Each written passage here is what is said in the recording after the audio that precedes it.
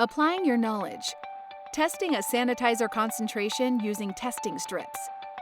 In this video, you will learn how to measure sanitizer concentration in a water solution using testing strips. All sanitizers have an optimal concentration at which they are most effective. Therefore, it is very important that the concentration of the final sanitizer solution is measured. Always make sure that the strip you are using is specific for the sanitizer you are measuring. For example, if you are going to measure free chlorine, you will need to use a free chlorine strip. And if you are measuring peracetic acid, you will need a peracetic acid strip. Be careful. These strips are not interchangeable and cannot be used to measure anything other than what they are designed for. Now let's see the general steps to measure sanitizer concentration using test strips. Step 1. Review the test strip directions and check the expiration date. Step 2. Immerse the test strip in the solution for 10 seconds, or the time recommended in the test strip instructions. Step 3. Compare the color of the strip on the color chart. Step 4.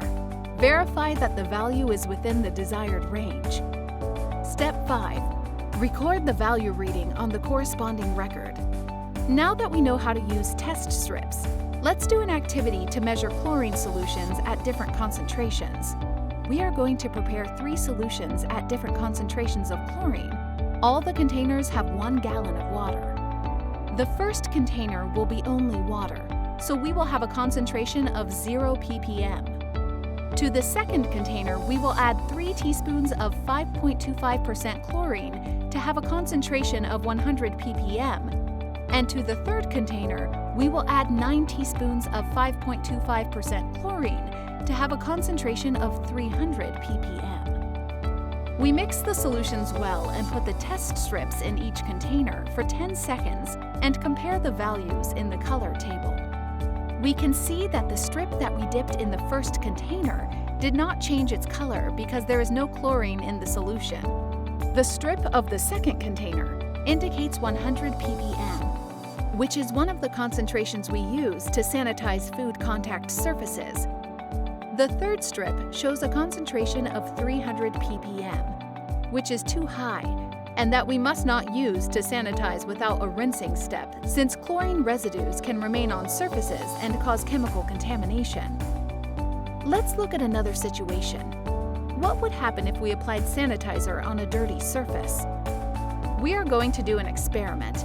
We will add some soil and little pieces of leafy greens to the 100 ppm chlorine solution that we had previously prepared. We mix. Now we will measure the concentration with a test strip for free chlorine and compare the color of the strip with the color chart. We noticed that the concentration of free chlorine decreased. This is because the chlorine binds with the organic matter, and there will no longer be chlorine available to sanitize.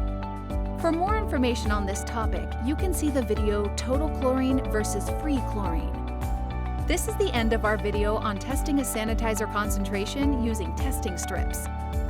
This video was developed by Food Safety CTS for the Arizona and California LGMA.